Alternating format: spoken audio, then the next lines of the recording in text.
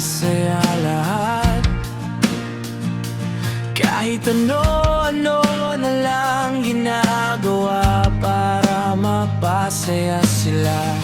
At kahit mahirap ay masaya naman ako. Kahit na napansin ko na walang